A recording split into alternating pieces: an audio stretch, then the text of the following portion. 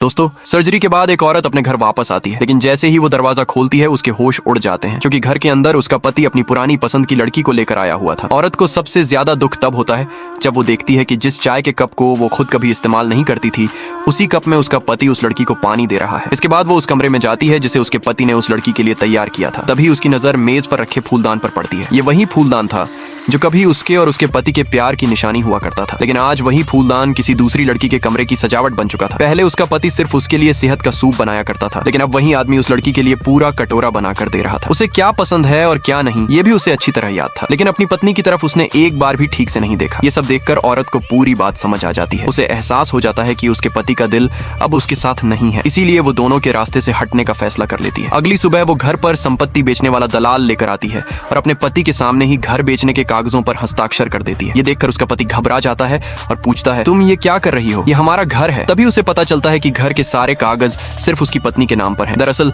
शादी के समय उसकी दादी ने ये घर अपनी पोती को दिया था। उस वक्त उसके पति के पास कुछ भी नहीं था, फिर भी उसने कभी उसे गरीब समझकर नीचा नहीं दिखाया। दोनों ने मिलकर इसी घर को सजाया और अपने नए जीवन की शुरुआत की। अपने पति के काम को आगे बढ़ाने के लिए वो हर मुश्किल समय में उसके साथ खड़ी रही। कई सालों की मेहनत के बाद उसके पति का काम अच्छा चलने लगा, लेकिन इसके साथ ही उसका पति भी बदलने लगा। अब उसे अपनी पत्नी की पहले जैसी जरूरत महसूस नहीं होती थी और उसका ध्यान अपनी पुरानी पसंद की लड़की की तरफ जाने लगा। जब वो लड़की वापस आई और उसके पास रहने के लिए कोई जगह नहीं थी, तो पति अपनी पत्नी को बिना बताए उसे घर ले आया। लेकिन उसे ये नहीं पता था कि जिस समय वो उस लड़की के साथ खुशियां मना रहा था, उसी समय उसकी पत्नी बहुत ज्यादा काम करने की वजह से बुरी तरह थक चुकी थी। उसने अपने पति को कई बार फोन किया, लेकिन पति ने काम का बहाना बनाकर हर बार उसका फोन काट दिया। बाद में पत्नी को दोनों की कुछ तस्वीरें दिखाई देती हैं और उसे सब कुछ समझ आ जाता है। उसे एहसास हो जाता है कि उसका पति अब उसका नहीं रहा, इसीलिए घर आने से पहले ही वो घर बेचने की पूरी तैयारी कर चुकी थी। जिस घर को बचाने के लिए उसने अपनी जिंदगी के इतने साल लगा दिए थे, अब वही घर वो अपने पति को छोड़कर हमेशा के लिए जाने वाली थी। सब्सक्राइब करें अगला पार्ट देखने के लिए।